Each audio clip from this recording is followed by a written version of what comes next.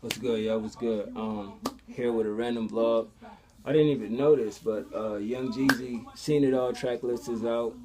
Um, Most likely, or I'm hoping it's the official track list, seeing how the album dropped within 3 weeks. You know what I mean? So I definitely feel like, from looking at it, this possibly can be a good project because I don't care what nobody say. TM103, that shit was horrible. He definitely chased a fucking sound. That whole DJ Mustard type shit back then, I didn't understand that whole year. Like him, 2 Chainz, and Fab just was on that wave of that weird ass sound. Like y'all know the sound I'm talking about, where it's that like that song that Jeezy had with Fab and 2 Chainz, like that type of. I'm sorry, Trapper Die 2, still in my fucking opinion, should have been TM103. You know what I'm saying? I didn't understand when Jeezy was putting out some dope mixtapes and still no album. I know it's not his fault. I know it's the label situation. But at the end of the day, it's like, man, come on, bro. Like, I don't know, but I guess did that album even go gold? Like, do y'all know the stats on Jeezy album? I know the first one went platinum. Inspiration, I think that went platinum. The Recession, I know that went platinum. TM103, they probably went gold or some shit, but definitely he's still getting plaques. You know, I could say he never fell off in the actual selling sense, you know what I'm saying? But I don't give a fuck if he got music out or not. For a minute, Jeezy wasn't relevant. He wasn't putting out that crack. Like, let's keep it 100. But from looking at this track list, he kept it minimal with the features. It come with 2 bonus tracks, you know, so it's 17 joints. I definitely be picking mine up from Target. Hopefully that it do come with the bonus cuts. Sometimes I'll be hating that shit because Best Buy do a exclusive deluxe edition, and then Best Buy would too. Sometimes Target will give you 1 song, and then Best Buy fuck around and give you 3. So it's like, fuck it, you might as well buy all 3 albums. And mind you, if I had the bread, I would get the standard, the deluxe, and the super deluxe, because that's what he did with this album. He said he did so many different covers because it's going to be a standard, a deluxe, and a super deluxe. So it's crazy because what if one album has a cover that you actually want? But anyway, let's get into the track list, man. As far as features, you got T.I., YG, Jay-Z, Rick Ross, Game, Lil Boosie, Future, Kelly Rowland, and Akon is on the deluxe version. And I seen this shit and I was like, yo, I understand the whole verse. I understand the T.I. verse, YG, Rick Ross. They just worked their shit out because Jeezy was on Ross' last album. Game, I get that. Kelly Rowland and Akon was like, what the fuck? Where did you find Kelly Rowland at? Like, she ain't been popping in a minute. You know what I'm saying? Akon, holy shit, what hole you dig that nigga out of? Like, I don't know. To me, them gonna be the songs that's questionable, because you know how people do the deluxe version where it's a bonus track. Those just the songs that didn't make the album, but they felt like they was good enough for people to hear. So definitely, I'm gonna keep it a buck. If I hear them and don't like them, I'm not buying the deluxe version. So y'all ain't got to ask on the September 2nd, like, yo, you get the deluxe version. I'm telling y'all now, if they whack, I'm not fucking with them. But anyway, you got Quarterback, the first track, What You Say, Black Eskimo, Enough, Holy Ghost, Me Okay, 4 Zones, Addicted, featuring T.I. and YG, Fuck the World. I get tired of rappers using that, like that.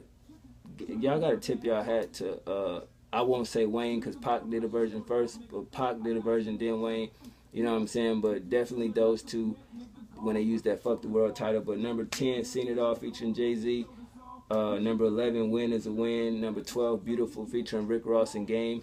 And I've seen that on Facebook where they were saying, or basically social media platforms, where they were saying that Beautiful song is Rick Ross song. And I was like, wait, what?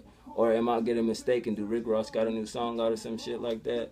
Moving on, Bees Like, number 13, featuring Lil Boosie.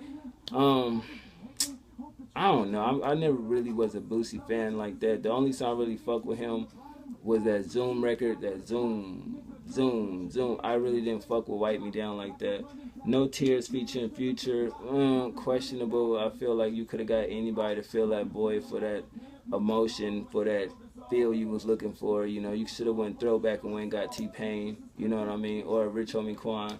Number 15, Perfection, that's the last track for the standard version, and then the bonus track, Shady Life featuring Kelly Rowland. it sounds like an interesting track.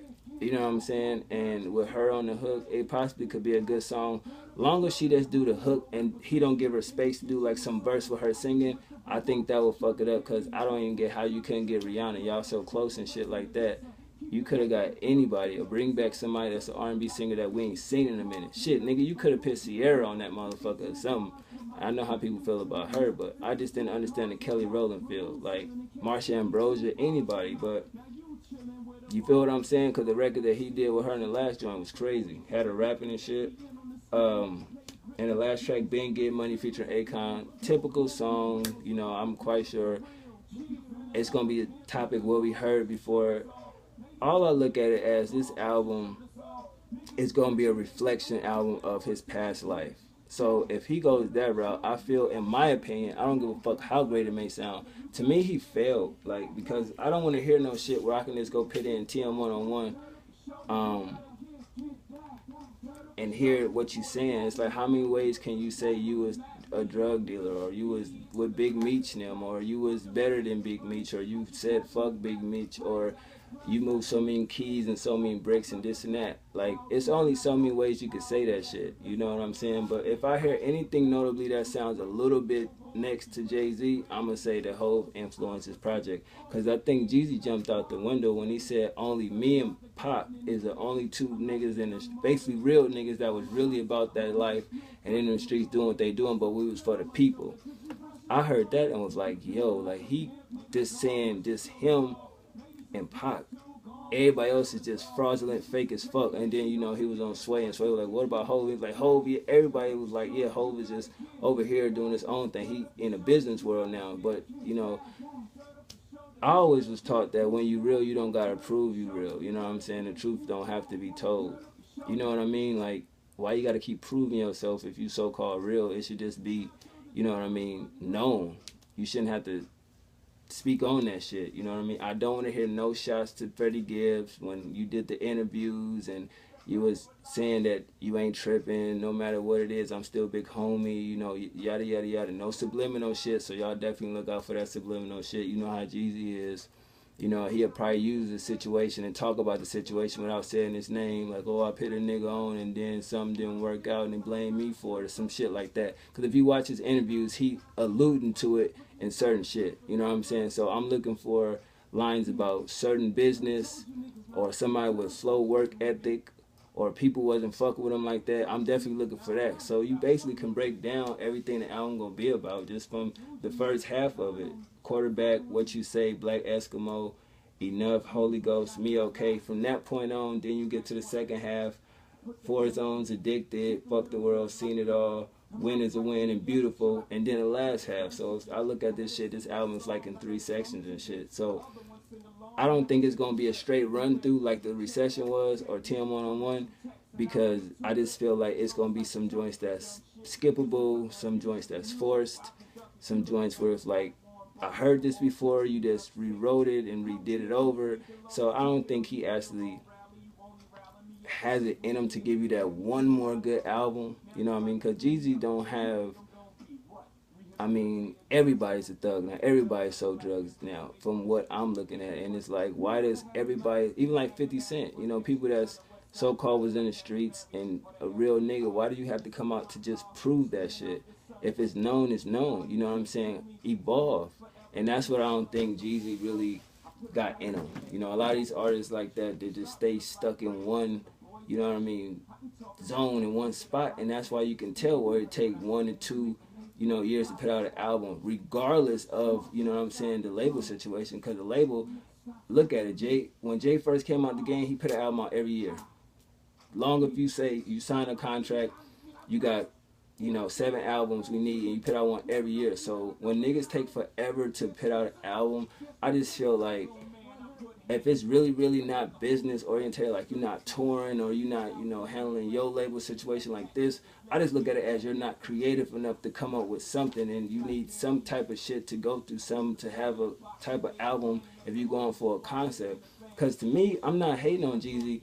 When he dropped the name, I was like, look at that. Hov took the dash out his name. Then the Seen It All. That's a lame ass title. That should just be a song, which it is. I hate when people use a song title and then can't get creative for an album. And it's like, fuck it, we just gonna name it that. I just think it's kind of whack. But yo, what y'all let me know what y'all think about the track list, man. Hopefully the album be dope. You know, of course I'm gonna review it.